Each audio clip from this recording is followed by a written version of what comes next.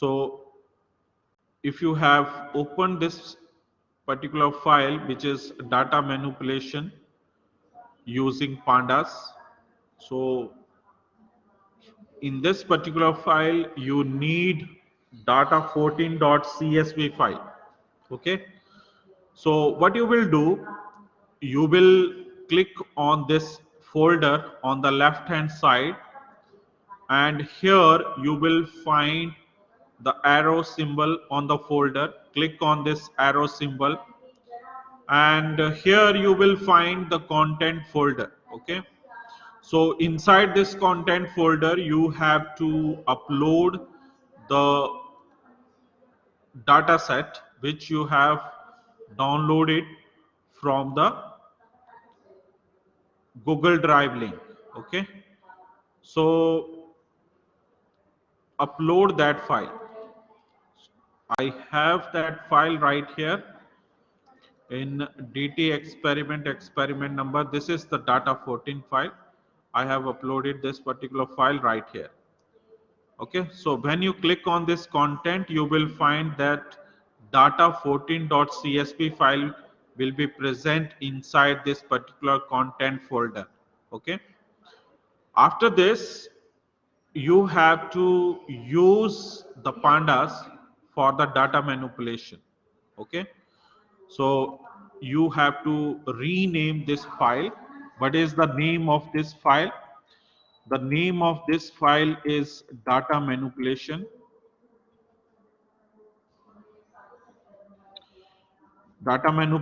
using panda, using pandas. Okay, so first of all, if you have not installed the panda, you have to install it. Okay, so how to install this particular panda library inside your Google Colab? You have to use the command pip install and write down the package name. What is the package name? Panda, Pandas, pandas. Okay, so use shift enter key. You will see right here the requirement is already satisfied, or it is already installed inside my system. So that's why it is showing requirement already satisfied. But if you are using it first time, it will install inside your Google Colab. Okay, I am sharing this code with you in chat.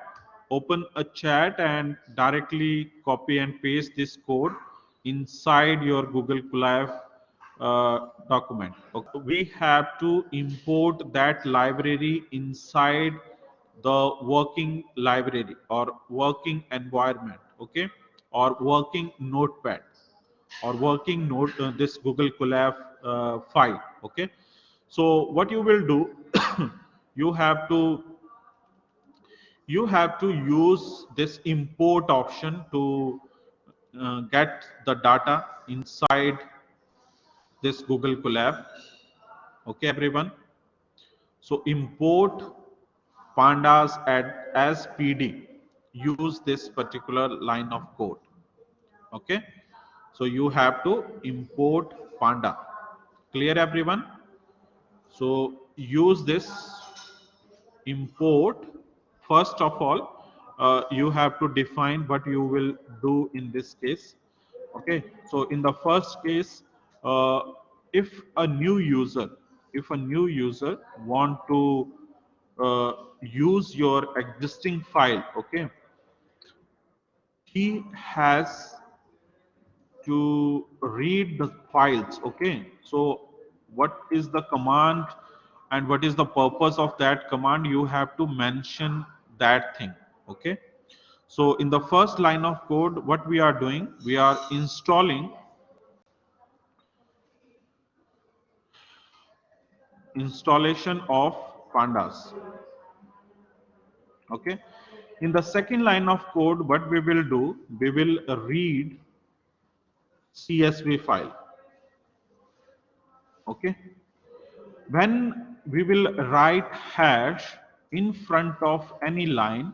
That means we are using that line as a command. That line will not be execute. Okay. So we have already installed this pandas and we will import this panda. So which function, which line of code we are using? Import. Okay. So import, what is the package name? Panda, Pandas, pandas. And what is the short form of this panda? PD is the short form of this panda. So whenever we want to call this panda, we will use PD. Okay, we will use PD. Now, how to get the input from the data14.csv file? To get the input from this data14.csv file, we will use read underscore csv function name. Okay. So firstly, we will define a variable. df is a variable. Inside this variable, what we are doing, we will call a panda with the help of this PD. And inside this PD, we have a read underscore CSV function. So we will call this read underscore CSV function, and we have to place the parenthesis, and inside this parenthesis we have to give the file name. Okay, so what is the file name? Data 14.csv. This is the file name. So CSV stand for comma separated file. Okay, so after this, what you have to do, you have to show the output, what this df variable contain. You have to define its data type. Okay, what is the data type of this df? Okay, so how you will define the data type? With the type function you can define the data type. So we are using this print function, and inside this print function we have to show the output that what is the data type. So for that we are using this type function, and inside this type function we are using the variable that is df. Okay, and that df will give you the output. Okay, with the help of the function name, type, and inside type we have to define the variable name. That's all. Okay, so this print function will give you the output of the df variable data type. Okay, after this, if you want to show the top 5 rows of that particular data which you are taking as an input, so you are taking this data inside df variable. So we will use this df variable, and we retrieve the top 5 rows from this df variable. So we will use head function.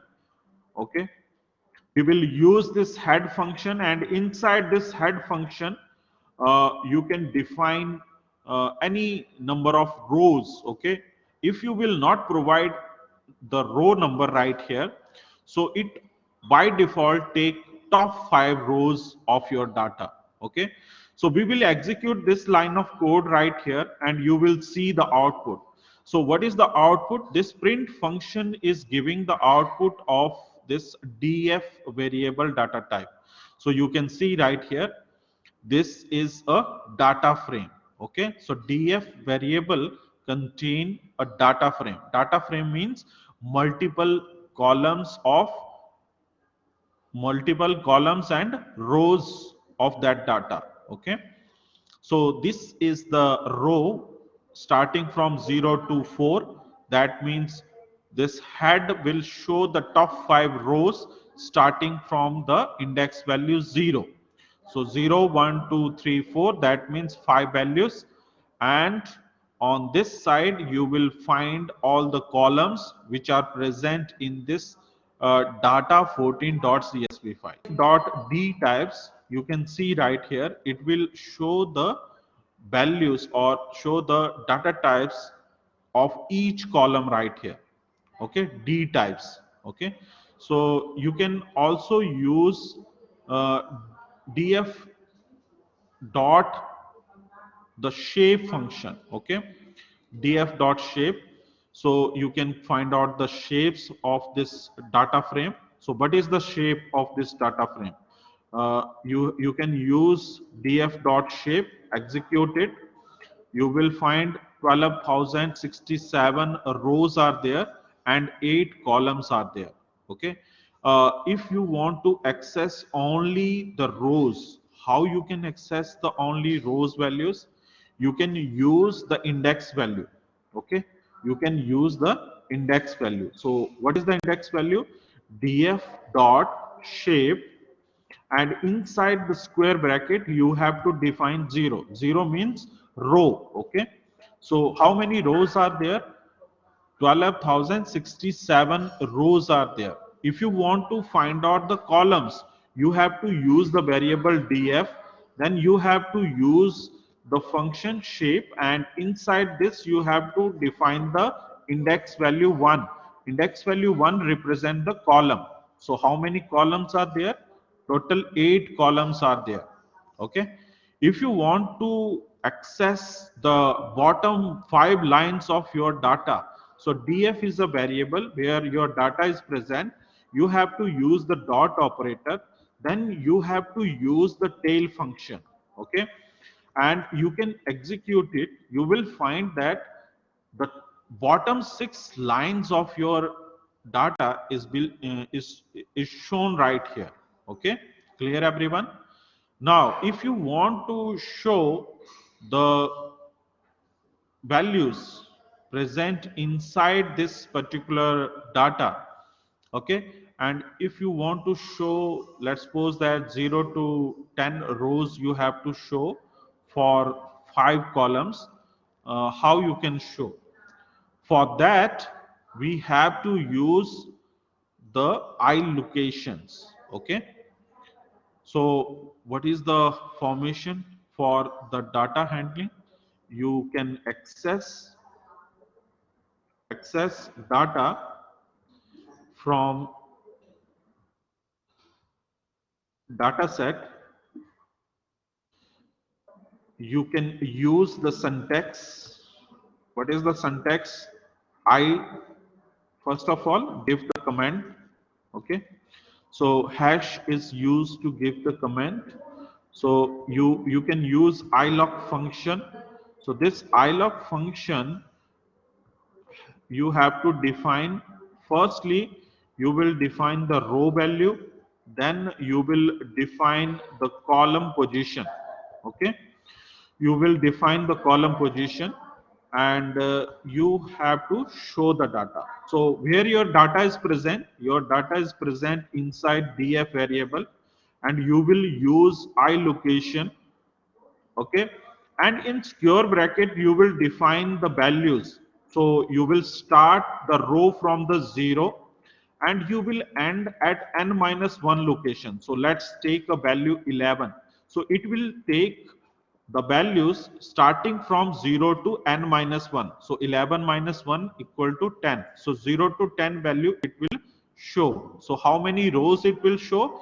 11 rows it will show, 0 to 10. Okay, after that how many columns you want to show in the output? Okay, so if you use colon 5, that means starting from the 0 to the 5th number of column you can get the output. So 5 is a final value. Okay, so it will start from 0 to n minus 1 location. So you will find here index value will start from id. So this is your 0 location. So 0 1 2 3 4. So it will show the output up till F4. Okay, so you will execute this line of code and you will see the output. So up to 5 means n minus 1. So it will start from 0 to n minus 1. This id contain the index value 0. F1 contain index value 1, 2, 3, 4.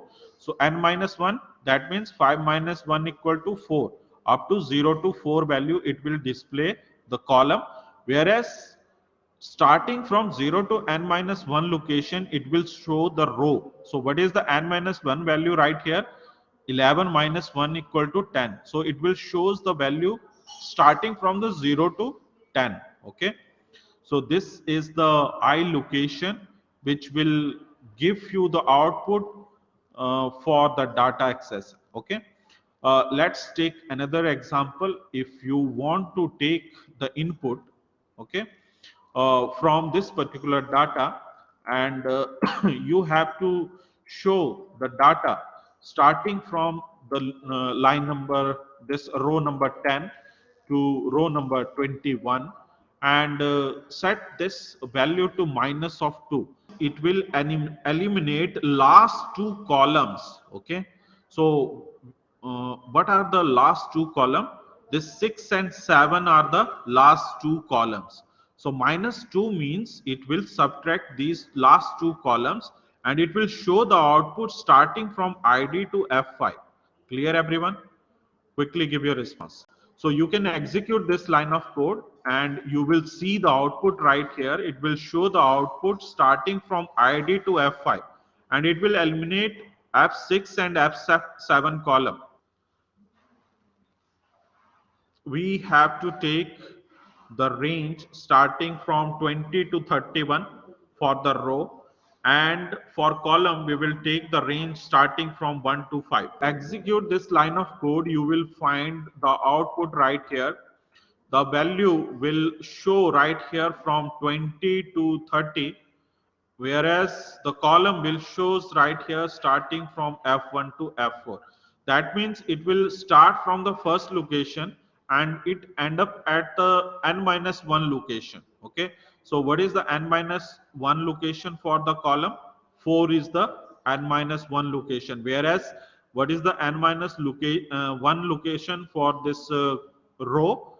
31 minus 1 equal to 30 is the last location. So it will show the rows starting from 20 to 30, whereas the column will be shown from F1 to F4. So how to select the data using condition? We have to use the function which is named as query. Okay, so df is a variable which contain all the data. We use dot operator and we use a function named query. Okay, so query is a function name. Inside this query function, we have to define the query. Okay, so inside this particular parenthesis and single inverted code, you have to define the condition. Okay, so let's suppose that we have a F4 column and we have F1 column. Okay, and we want only the one location or one values from this F1 column, whereas for this F4 column we take the values which are greater than 20. Okay, so we use the AND operator for this particular operation. So how we can write? Let's suppose that we have a column number F4. So for that column number F4, we have to show the values which are greater than 20, and we are using right here AND operator. Okay, we are using right here AND operator. So AND operator with this F1 column, and the F1 column value should be equal to 1. Okay, so quickly give your response in chat. What is the output in this case? Quickly. Uh, I will show the AND operation you. Initially, we have seen this AND operator. So what is the function of this AND operator? It is the multiplication of the two input and give the output as a by. Okay. So let's suppose that we have 0, 0, 0, 1, 1, 0 and 1, 1 inputs. So you can see from these inputs, okay, if you have both the input 1, 1, then it will show the output 1. Okay, if you have any one of the input is 0, your output will be always equal to 0. Okay, so you can relate this particular condition from the data. Okay, so it will show the F4 column value which is greater than 20, and if that F1 column value is equal to 1. So both conditions should be equal to 1, then it will show the output. And you can see the output. Okay, use shift enter key and observe the output right here. You will see the F4 column contain all the values which are greater than 20. Okay, no value is less than 20 right here. You can see the output right here. Okay, clear everyone? So this is the output for your F4 column. Whereas for F1 column, you can see the output right here for F1 column. Uh, every value from this F1 column is equal to 1. There is no other value which shows 0. Okay. So it will give the output only when these two conditions satisfy, and that data is shown right here. You will see right here some rows are missing in between these two numbers. Okay, so why these are missing? Because they will not satisfy this condition, that's why they are eliminated. What is OR operator?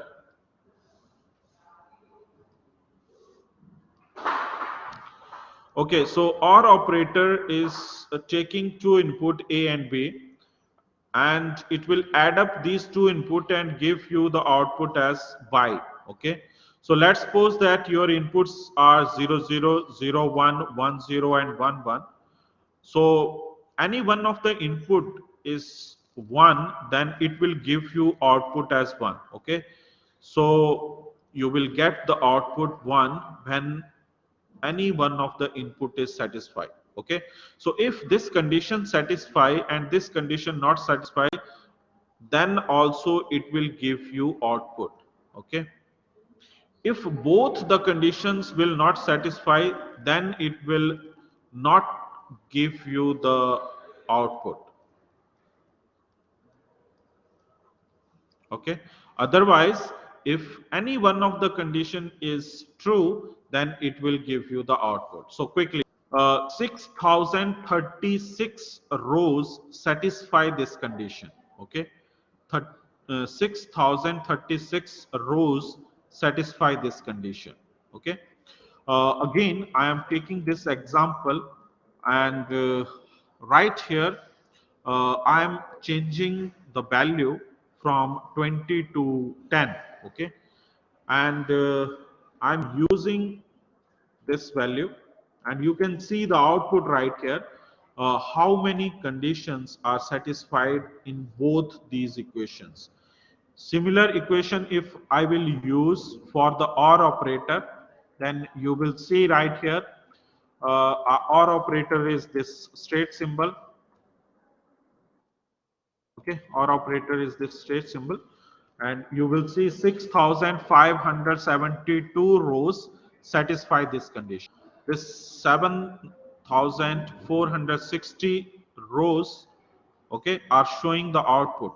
Okay, so if any one of the condition is true, then it will show the output which you are taking as an input. Okay, what is the correlation? Correlation is the similarity between each data. Okay, so how you will find this correlation? We have a data frame df, and we use this function dot corr. This is a function name for the correlation, and here you will see the correlation between each column. Okay, so right here you will see the diagonal. Okay, you will see the diagonal. In the diagonal, you will find the maximum correlation. In the diagonal, you will find the maximum correlation. Why is it so? Because you are matching the same column with the same column. Okay, right here you will see this ID and ID is the same column which is matching right here. Okay, so it will show you the 100% correlation with each other. Similarly, F1 column is matching with F1 column, and you can see it will show you 100% correlation. Okay, Similarly for this F2 column, okay, so right here you can also see. So when you change the column, let's suppose that if you want to correlate F7 column with F4 column, okay, you will see this correlation is present right here. This correlation is 0.29. So it is lesser as compared to 1.0. Clear everyone?